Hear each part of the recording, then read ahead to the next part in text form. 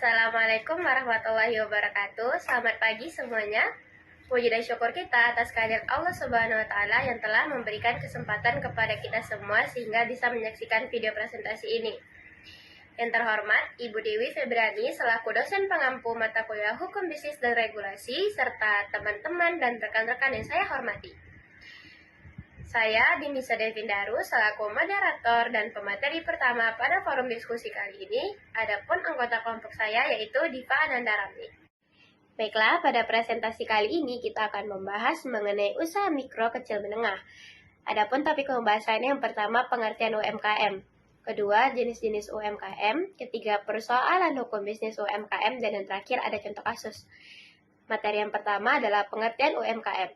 UMKM adalah usaha ekonomi produktif yang dijalankan oleh individu atau badan usaha yang berukuran kecil dan telah memenuhi kriteria sebagai usaha mikro.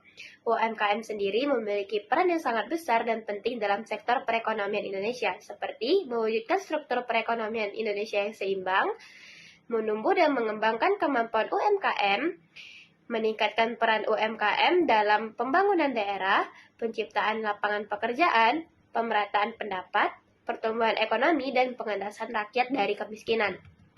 Selanjutnya yang kedua ada jenis-jenis UMKM. Berdasarkan sektor industri meliputi UKM manufaktur, melibatkan produksi barang-barang fisik seperti industri makanan, tekstil, dan otomotif kecil. 2.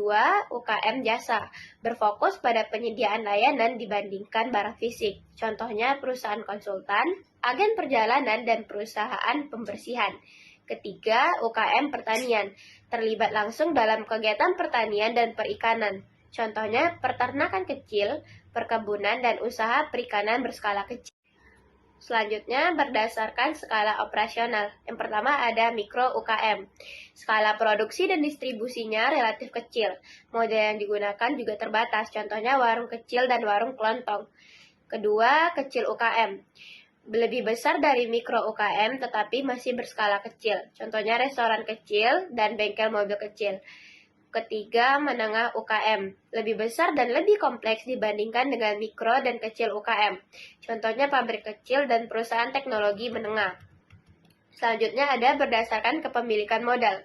Pertama, UKM swasta, dimiliki dan dijalankan oleh individu atau keluarga. Modal juga berasal dari sumber pribadi atau pinjaman, contohnya toko kelontong milik keluarga dan warung kopi. 2. UKM bermitra, dimiliki bersama oleh beberapa mitra. Modal dan tanggung jawab dibagi di antara mitra. Contohnya kantor akuntansi bermitra dan firma hukum bermitra. Selanjutnya ada berdasarkan kepemilikan modal. Yang pertama, UKM binaan pemerintah, mendapatkan dukungan atau bantuan dari pemerintah, bertujuan untuk mendorong perkembangan ekonomi di daerah tertentu, contohnya program pengembangan LKM pemerintah. Selanjutnya ada UKM koperasi, dimiliki dan dioperasikan bersama oleh anggota koperasi. Keuntungan dibagi antara anggota sesuai dengan kontribusi mereka, contohnya koperasi petani dan koperasi konsumen. Selanjutnya ada persoalan hukum bisnis UMKM. Yang pertama, pendirian usaha, meliputi legalitas pendirian, yaitu UMKM harus memastikan bahwa pendiriannya sesuai dengan peraturan perundang-undangan yang berlaku. Hal ini mencakup pembuatan akta pendirian dan pendaftaran usaha. Selanjutnya ada izin usaha, yaitu memperoleh izin usaha dari instansi terkait seperti Dinas Perindustrian dan Perdagangan. Yang kedua ada kepemilikan dan perjanjian, meliputi pemilihan bentuk usaha, yaitu dengan menentukan apakah bisnis ini akan dijalankan sebagai perseorangan, koperasi, atau perusahaan. Ada juga perjanjian bisnis, yaitu membuat perjanjian bisnis yang jelas di antara mitra. Hal ini bertujuan untuk mengatur hak dan kewajiban masing-masing pihak. Yang ketiga, hak kekayaan intelektual, meliputi pendaftaran merek dan paten, yaitu proteksi terhadap merek dan inovasi melalui pendaftaran merek dagang dan paten. Ada hak cipta, yaitu perlindungan terhadap hasil karya seperti desain produk, situs web, atau materi pemasaran.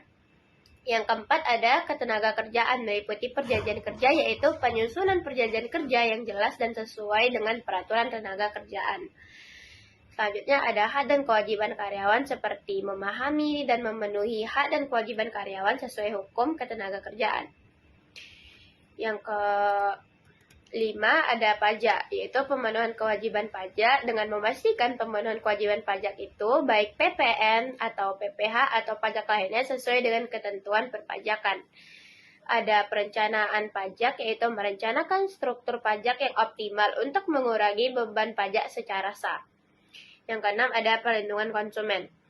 Meliputi ketentuan hukum perlindungan konsumen, yaitu mematuhi peraturan perlindungan konsumen untuk mencegah sengketa dan tuntutan hukum. Ada juga labeling dan informasi produk, menyediakan informasi yang jelas dan akurat mengenai produk atau layanan yang ditawarkan. Yang ketujuh, ada e-commerce dan privasi data. Meliputi kepatuhan e-commerce dengan memahami aturan hukum terkait dengan transaksi dalam e-commerce. Kedua, perlindungan data pribadi. Memastikan kepatuhan terhadap regulasi privasi data untuk melindungi informasi pelanggan. Dan yang kedelapan, ada penyelesaian sengketa, yaitu meliputi klausul penyelesaian sengketa dengan menyertakan klausul penyelesaian sengketa dalam perjanjian bisnis. Selanjutnya ada mediasi dan arbitrase. Memahami opsi penyelesaian sengketa di luar pengadilan. UMKM memiliki peran yang signifikan dalam perekonomian Indonesia, namun terdapat beberapa persoalan hukum yang sering dihadapi oleh UMKM. Berdasarkan sumber yang ditemukan, berikut adalah beberapa contoh persoalan hukum bisnis UMKM. Yang pertama adalah keterbatasan akses keuangan.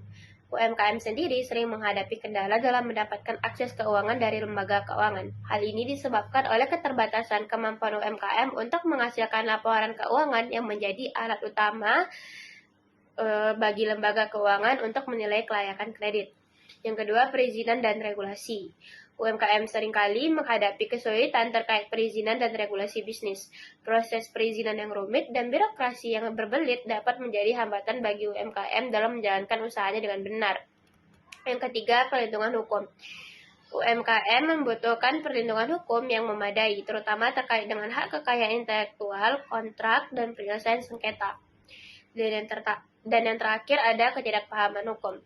Banyaknya UMKM yang kurang memahami aspek hukum dalam menjalankan bisnisnya, seperti hak dan kewajiban dalam kontrak, perlindungan merek, paten, dan hak cipta.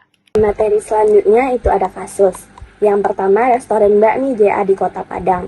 Penelitian dilakukan pada usaha kecil menengah UKM di Kota Padang dengan studi kasus pada restoran bakmi JA di Kota Padang. Tugas penelitian adalah untuk menggambarkan profil usaha restoran bakmi JA, menganalisis lingkungan strategis internal dan eksternal, serta merumuskan strategi pengembangan usaha restoran bakmi JA. Hasil penelitian menunjukkan bahwa strategi pengembangan yang dirumuskan adalah meningkatkan dan menjaga kualitas produk, meningkatkan kualitas pelayanan kepada konsumen, melakukan promosi yang lebih intensif melalui media internet dan elektronik, dan melakukan riset untuk mengukur tingkat kepuasan konsumen. Yang kedua, ada usaha warnet di Kota Tengah. Penelitian dilakukan untuk mengetahui penerapan pencatatan keuangan bagi usaha kecil menengah di Kota Tengah dengan studi kasus pada usaha warnet. Hasil penelitian menunjukkan bahwa usaha warnet yang menjadi objek penelitian belum menerapkan pencatatan keuangan yang baik dan benar, sehingga menyebabkan kesulitan dalam mengelola keuangan usaha. Ketiga, ada usaha kecil menengah di Indonesia. Terdapat berbagai jenis UKM di Indonesia seperti usaha kuliner, usaha fashion, usaha agribisnis, dan lain sebagainya. UKM memiliki peran penting dalam perekonomian Indonesia, namun sering menghadapi kendala terkait akses keuangan, perizinan dan regulasi, perlindungan hukum, dan ketidakpahaman hukum. Ada banyak contoh kasus yang melibatkan bisnis UKM yang dapat memberikan gambaran tentang berbagai tantangan dan permasalahan yang dapat dihadapi. Berikut adalah salah satu contoh kasus, yaitu kasus sengketa merek dagang. Yang pertama, latar belakang. Sebuah UKM di bidang produksi pakaian dengan merek dagang yang sudah terdaftar menghadapi masalah ketika merek dagangnya diduga diiringi oleh bisnis lain yang baru saja muncul di pasar. Bisnis baru ini mulai menggunakan logo dan nama yang mirip dengan merek dagang UKM tersebut. Kedua, permasalahan. Yang pertama, ada permasalahan pelanggaran merek dagang, kerugian finansial karena persaingan yang tidak adil, sehingga UKM mengalami penurunan penjualan dan kerugian finansial. Dan ketiganya, ada penyelesaian sengketa. UKM tersebut mempertimbangkan opsi penyelesaian sengketa melalui jalur hukum atau mediasi untuk melindungi hak-hak merek dagangnya. Selanjutnya ada langkah-langkah yang diambil. Yang pertama, ada surat peringatan.